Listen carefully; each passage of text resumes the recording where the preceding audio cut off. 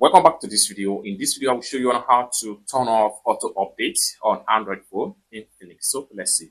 But before we dive into this tutorial, if you find this tutorial useful and you are foreign to this channel, remember click on that subscribe, turn on notification bell for more useful tutorial like this. So with that being said, let's get started. The very first thing you want to do is head back to your phone settings. So I'm going to click on here to open my phone settings.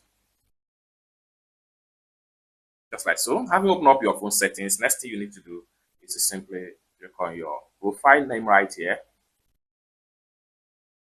So it's going to take you right here. Next thing you need to do is to simply scroll down all the way down and make sure you go to you click on fashion update.